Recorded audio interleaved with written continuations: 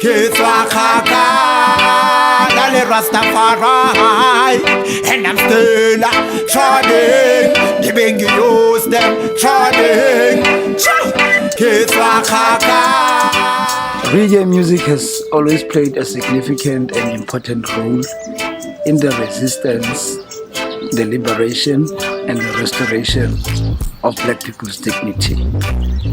Reggae music has always centralized itself around Pan-Africanism and Black consciousness.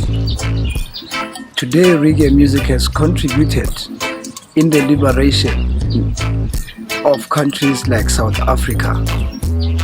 Today, reggae music needs to be documented and archived and published to the entire world so that they can know the contribution and the impact that reggae music played in the liberation of the people. Greetings, my name is Ras Pablo. Let me take you through the custodians and practitioners of this culture of reggae music. Yes, sir. Greetings once again. We are still here in Lichtenberg. We are at the Lichtenberg Transport Museum for the documentation of reggae music. As to why we came to the Transport Museum, you'll find it out later from my guest. This is Ras Molapisi. Greetings, I give thanks. Blessed love. Can you just introduce yourself briefly, your profile and what you do? As stated, I'm called Ras Molapisi, originally from Itusen Township, which is plus minus 17 kilometers from here. In reality, the name of this museum is the Northwest Agriculture Museum, where we are in Lichtenberg, where I am the museum curator or manager as of October 2020. But generally, I am the museums and heritage practitioner in the province. Museum heritage practitioner in the province. My elder also runs an institution, Ras Molapisi institution, that deals with the same program, Heritage and Museum. It's an anthropologist by academic profession. Yes, I am also a curator. We are documenting reggae right now.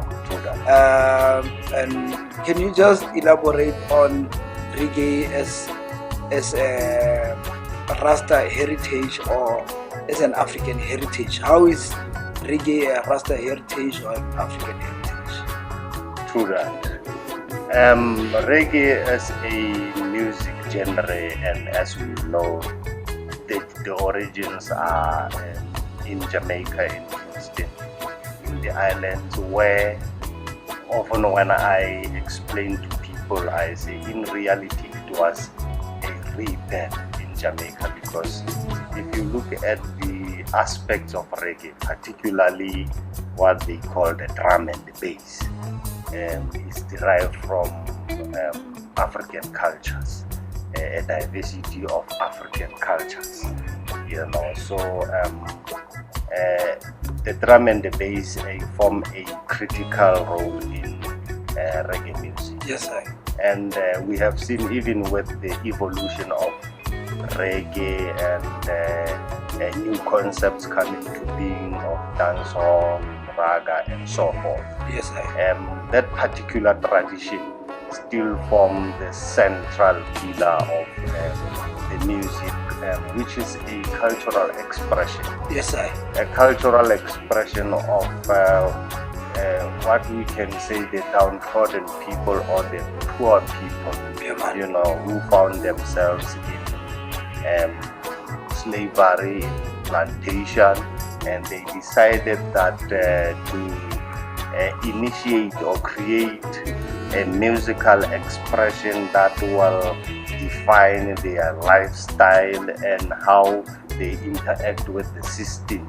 Yes, will be advisable, to tell to the world the political, economic, and social conditions of where they are. So now reggae became associated with the Rasta people. Yes, because in reality it was created by the Rasta people, but eventually it became globalized. Yes, you know, everyone who has a passion in culture and heritage, you know, Yes, participated in reggae music. That is why you've got a whole lot of musicians who are not necessarily Rasta. into Rasta Yes, way of living. You know, so that's how one can describe it. So what I can also say is that when I read in the documented articles is that some people argue that reggae in reality started in the 1960s, but I beg to differ with them because they often look at the era of the Wailers. Yes, That's sir. where they Yes, sir. define reggae. And Yes, I say in reality, Bob, Peter, and Barney were actually taught by somebody, Yes, sir. you know, to play reggae properly. You take that person They were called- singing blues. he blues, Yes, you sir. know, that guy called Joe Hicks, Yes, sir. you know, who actually was a main instrument in tutoring these three brothers. I never knew about the man. You know, he's the one who actually taught these three brothers, and I've got a lot of movies whereby he said he wouldn't even allow them to go to stage until they pass a certain standard, you know, Get you. of playing. Yes, sir. And I remember one day Banuela said they used to be sent to the graves to sing and sing and sing, you know, until they were ready and brave to face the world. So that's how actually Joe Hicks trained these three people who actually, according to me, led to the widespread of Reggae music. Nobody, you know, but reggae was still there because it's associated with genres such as your ska, your rocksteady, Yeah. and even deriving from jazz and other Yes, music. sir. Like we said, African music takes a fundamental role in the reggae expression, you know. Also take into account what they say a heartbeat. Yes, you sir. know, The 1-2 beat. Simply. Yes, sir. So that has an influence into reggae music, and that is an African cultural heritage, if you look at it. Yes, sir. Because drums plays a very critical role in most of in all African cultural heritage and traditions. Yes, sir. Now, bringing this African heritage of reggae, as you rightfully said, it was started as a response to slavery and colonialism by African sons and daughters who were taken from Africa by slavery to work in cotton fields and sugarcane plantation for the Europeans. So they have to revolt against the true West-sounded power. Yes. Now, bringing it home in South Africa, within the context of South Africa, how is this heritage relevant to our, one could say, our experience as Africans on the continent? Fascinating subject. In reality, what I can say, the central theme in reggae music Yes, sir. is Africa. Yes, sir. Even though it's about the world. Yes, sir. You know, you've got connotations that goes Africa for the Africans, you know, things Those like at that. home, those at home and abroad. You Yes, sir. understand? And most of the these songs of Bunny Spear where he says an African leader or African teacher, things African like teacher. you know. So the relationship between reggae and Africa is very close and Yes, cannot be divorced. Yes, sir. That's why I often ask myself, you know, these popular artists, and I think you also addressed it in the Reggae Institution program. They are well known and they manage to be economically well off. Yes, and sir. there is what we call social justice. Yes, sir. You know, especially to Africa. You know, Rita Mali has got an NGO in Ghana and a citizenship, but I see as reggae musicians and particularly Rasta people, you know, what is it that they are doing to change or to even contribute towards the political, economic and social problems of us Our as in people, those yes, who sir. are here in the African continent, you know. Yes, sir. Because recognition of reggae here at home, one can say is not as much strong as it is True. global. True. You know, that is why even when you look at things like your awards for summer, Yes, sir. let's take this popular one. It's a reason that they added a reggae category in that particular awards. You know, but if you look at other things such as media, clothing, because you know, reggae also goes beyond just an expression. You know, it has a what you call it, a subculture of the way you dress, the way you speak. You know, the way the image. The image. You understand? So that image, we have not seen it intensified in Africa. You know, in terms of funding, for example, in terms of having programs and projects, you know, that are supported by both the public and the private, as it is done international. And one other thing is, when an international icon comes to Africa, especially South Africa, we still follow the top-down approach. You know, when the artist will go to Johannesburg, Cape Town, and the big cities, you know, and then you ask yourself, but the content of reggae, it's all about poverty, unemployment. Is it relevant there? Is it relevant there? Is it geographically relevant? You understand? And what are they doing, those who are organizing these particular programs, to ensure that the downtrodden people also participate in one way or the other? You understand? So ours, you can say, we know about reggae by just buying a CD, a USB, going to the internet, buying t-shirts, you understand? And then when Motabaruka comes, which is a set part that I even experienced when I was in Pretoria, you will talk and thereafter there is no tangible program or project that is put in place. And then we, the local people, especially Rasta people, we rush there, we want to take a picture with him to be next to the celebrity. Social media, I don't know what impact it does. Yes, it's nice for your social curriculum, you know, but I say, and I always play away from those particular kind of activities, you know, because I'm still asking myself, you know, when I listen to it, you know, but and even critically asking myself, Ras, why are you a Rasta man? Yes, sir.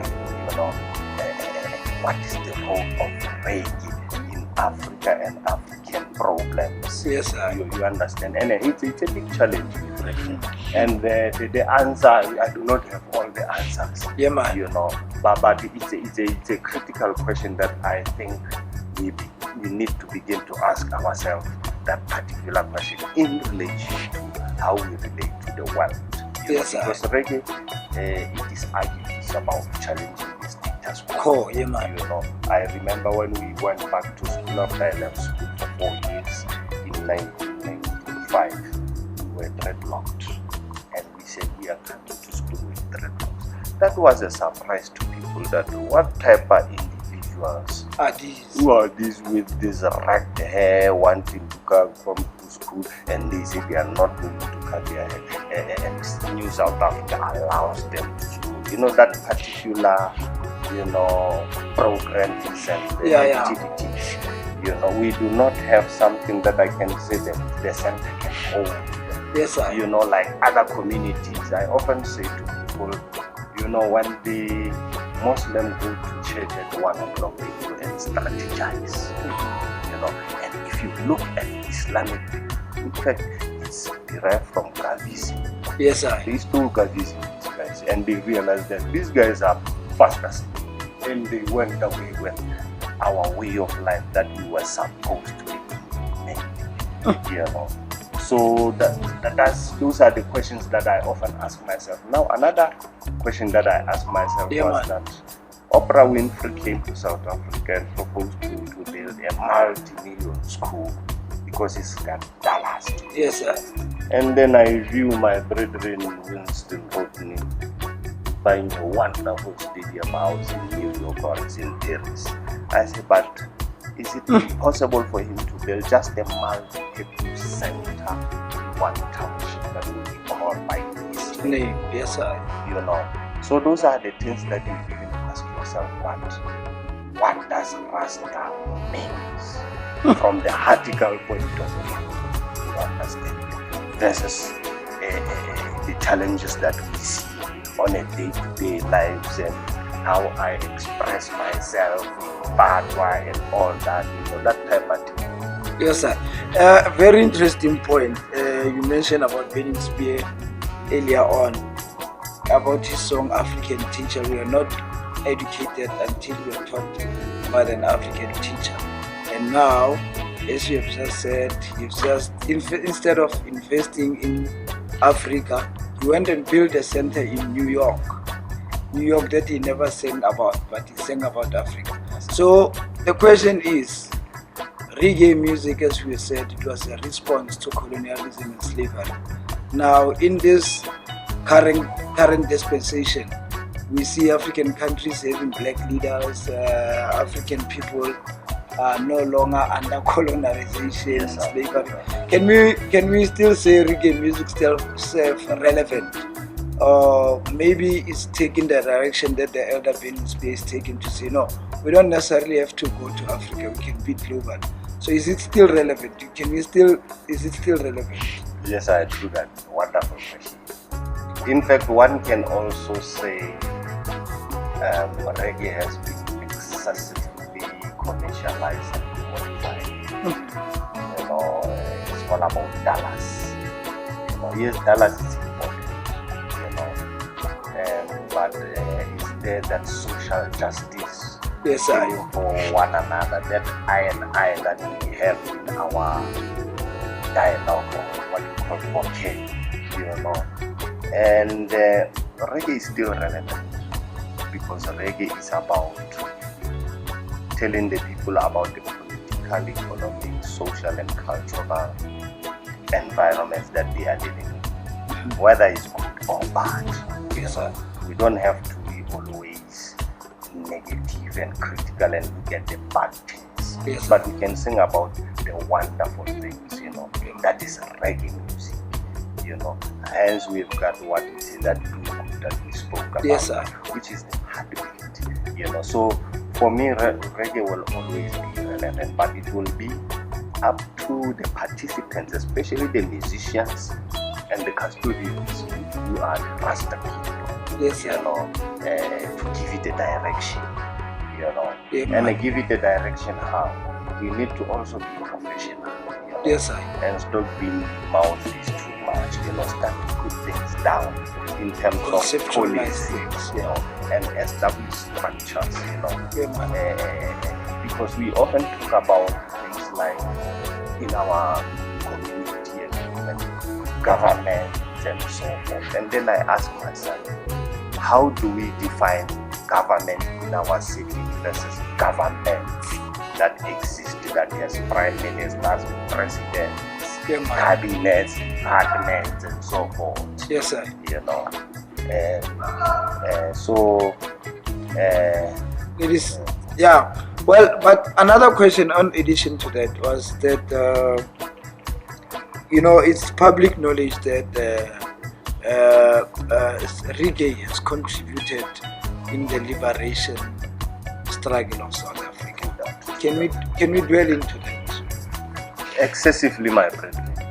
And the sad part is it's not even recognized, because if you listen to, I'm going to go back again to the elder.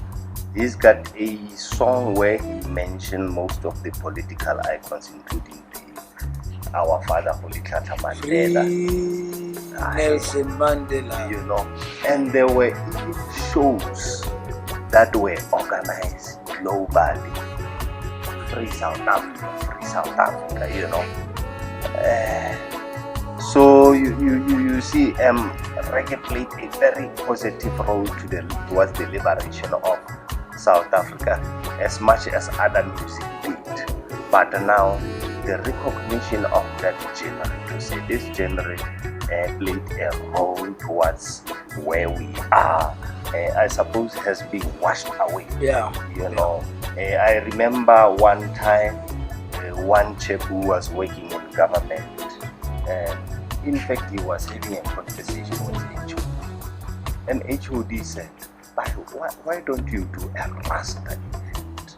You know, and this chap had that in mind, but because of the negative approach that the recent or the post apartheid government has adopted to see the reggae and Rastafari people as enemies. That's where the problem lies, because I suppose they fail to understand the gist of what these people stand for, and to say these people are just as critical as other people, like opposition political parties, you know. But now reggae in South Africa is not recognized whatsoever. For example, even in the Department of Sports, Arts and Culture, national, you will never hear of an event that is dedicated to reggae, where there are a lot of resources, or an event where reggae musicians are 50% represented. You always have to squeeze them in, you know, from national to provincial, even local. Now, coming to that one, I was still talking about the chap who tried to introduce Rasta activities into government. Yes, sir. Which eventually managed to flew back to show you that the government is not interested in supporting these particular activities. They actually sabotaged that particular activity, took it away from the Rasta people, and implemented the activity independent of the Rasta community. And as we speak, the Rasta people are no longer involved in that party. Yeah, man. Now, Yeah, man. another one is If I say the better. Black History Month, But which is I'm also going one to of let's the say you symbolic to this party, man. Let us go events watch this. adopted by the Rasta community. Kiswa kaka, dale Rastafari, and I'm still trotting. The Bingy use them trotting.